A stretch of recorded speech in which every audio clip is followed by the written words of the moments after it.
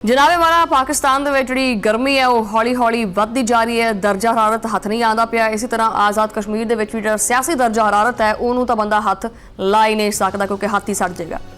इंतखाबात दे विच हुण सिर्फ दिन रह गए ने गिनती दे, यानी 12 दिन रह गए ने और सियासी जमातां मैदान दे विच आके ताबड़तोड़ शुरू हो गई ने।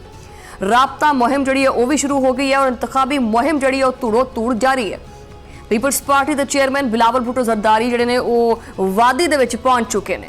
मुस्लिम लीग नून के सदर नवाज शरीफ भी जिहड़े ने वो 19 जुलाई है उन्होंने मीरपुर का वो रुख करनगे 19 जुलाई नूं।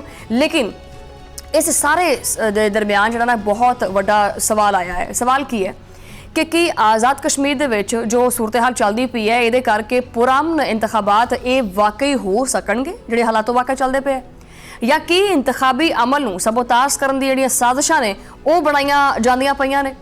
ठीक है, इस वेले आज़ाद कश्मीर दे विच अमनो अमान नूं बरकरार रखना सब तो वड्डा और मुश्किल तरीन चैलेंज बन चुके। इंतखाबी गहमा गहमी एक पासे, लेकिन दूजे पासे कुछ ऐसे शरपसंद अनासर जिहड़े ने जिहड़े कि वादी दे अमन नूं अग लांदे पए, उहदे उत्ते मजीद तेल छिड़कदे पए। कलअदम ज्वाइंट अवामी एक्शन कमेटी दी मुजरिमाना सरगर्मियां हुण खुल्लम खुल्ला सामने आ गईयां ने। ये किहड़े लोग ने जिहड़े अमन दे नाम दे उत्ते खून ही बहाई जांदे है? ये किदां दी कमेटी है जो कि कानून आपदे हत्थ विच लैके शहरियां दा जिहड़ा जीना है वो महाल करदी पई है? रावला कोट समेत मुख्तलिफ इलाकों के इस कदम कमेटी के मुसल्ला जत्थे हुण खुल के सामने आते पे है।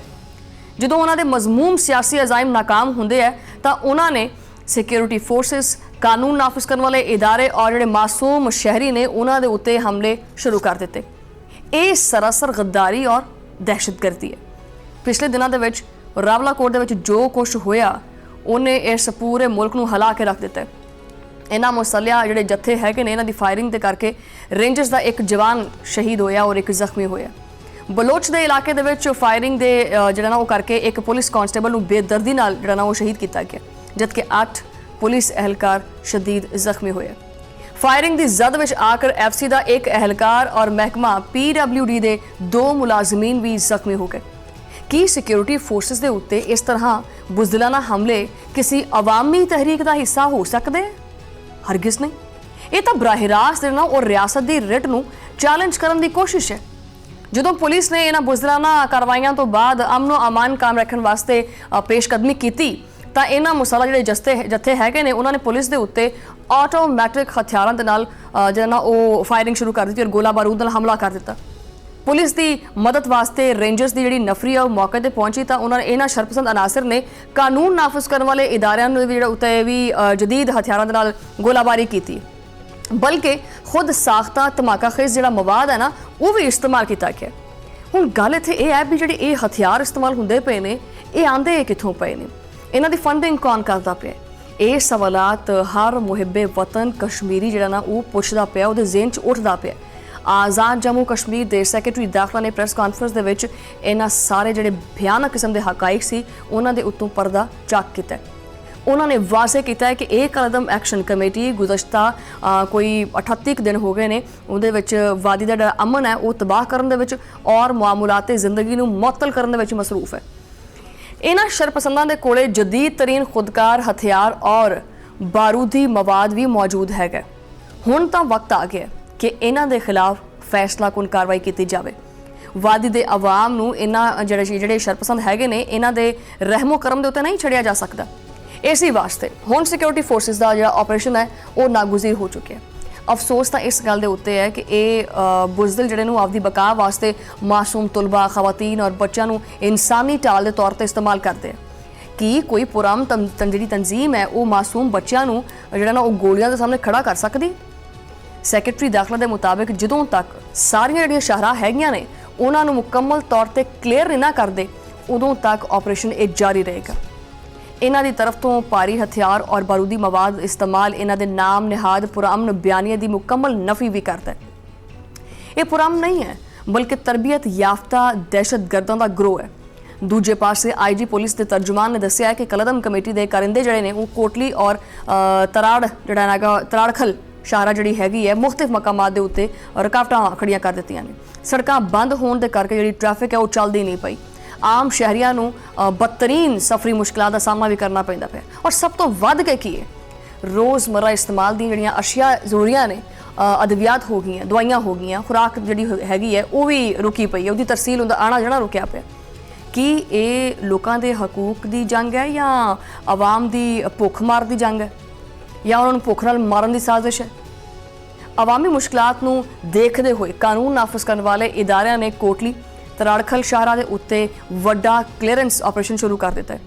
ਫੋਰਸਿਸ ਦਾ ਇਹ ਆਜ਼ਮ ਪੁਖਤਾ ਹੈ कि कानून नाफज करने वाले इदारे जिहड़े ने ना वो इस सूरत हाल के उत्ते मुकम्मल कंट्रोल रखते हैं और किसी भी इंतशारी या मुसल्ला ग्रोह नूं ये इजाज़त नहीं दी जाएगी कि वो शाहरावां आके बंद करके आवाम की जिंदगी, कारोबार, तालीम और सेहत दीयां सहूलतां उन्होंने यरगमाल बनावे।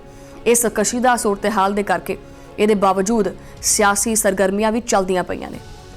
पाकिस्तान पीपल्स पार्टी के चेयरमैन बिलावल भुट्टो ज़रदारी आपदी इंतखाबी मुहिम वास्ते आज़ाद कश्मीर दे विच मौजूद ने और वो तकरीबन 17 तो लैके 24 जुलाई तक भरपूर जी इंतखाबी मुहिम है ना वो चलाएंगे।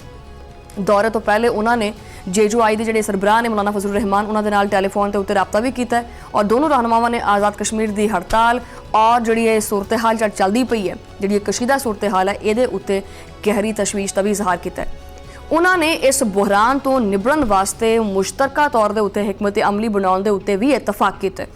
मुजफ्फराबाद के पीपल्स पार्टी के जोड़े अहदेदार ने उन्होंने इजलास नाल खिताब करते हुए बिलावल भुट्टो ने एक बहुत बड़ा मुतालबा किया है और उन्होंने आज़ाद कश्मीर के मामले के उत्ते ट्रुथ एंड रिकैंसिलेशन कमीशन जोड़ा ना वो कायम करने के उत्ते भी जोर दिता है। अच्छा, इसका मकसद की है? इस कमीशन का मकसद ये है कि सज़ा और जज़ा के नाल जिहड़े सारे तमाम हकूक ने उन्होंने आवाम के सामने लिया के रखा जाए। इस तो इलावा उन्होंने तजवीज़ दी है कि कौमी असैंबली दे विच आज़ाद जम्मू कश्मीर नूं घट्टो घट्ट अबूरी या ऑबजरवर की हैसियत के नाल नुमाइंदगी दी जाए ताकि कश्मीरियों का जोड़ा मौकफ है वो डायरैक्ट वफाक तक पहुँच सके।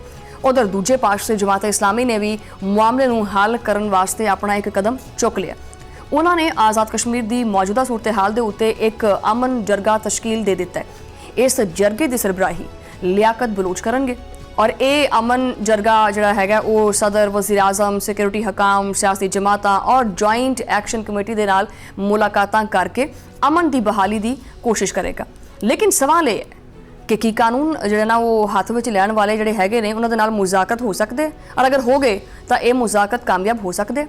दूजे पासे वज़ीर आज़म के मुशीर राणा सनाउल्लाह का बहुत बड़ा बयान सामने आया है। उन्होंने वाज़ह किया है कि आज़ाद कश्मीर के विच आम इंतखाबात 27 जुलाई 2026 नूं होणगे। इंतखाबात आपदे मुकर्रा वक्त के उत्ते आइन दे और कानून के मुताबिक होणगे। किसी नूं ताकत या असलहे के जोर के उत्ते इंतखाबी अमल रोकण की जिहड़ी है ना हरगिज़ तौर के उत्ते इजाजत नहीं दी जाएगी। राणा सनाउल्लाह के मुताबिक जॉइंट एक्शन कमेटी के सारे जायज़ मुतालबात पहले ही पूरे किए जा चुके हैं। हुण तां सिर्फ ये गुंडागर्दी और इंतशार फैलाने का कोई जवाब बाकी नहीं रहिंदा।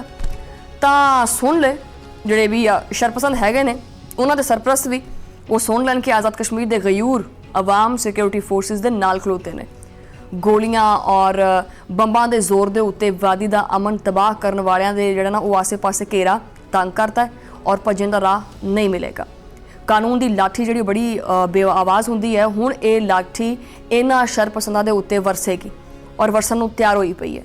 आज़ाद कश्मीर पाकिस्तान का दिल है और दिल के उत्ते वार करने वाले का हथ कट दिता जाएगा। हुण नज़रां आने वाले दिनों के उत्ते ने कि इंतखाबात का माहौल है वो पुरअमन रहेगा या कशीदगी जी मजीद वधेगी। इसका जवाब तो टाइम ही दे सकता है जोड़ा आने वाला है। लेकिन एक गल तो तय वाजे है, अमन, कानून और अवामी तहफ़्फ़ुज़ हर हाल दे विच जिहड़ा ना वो सब तो पहली तरजीह होना चाहिए।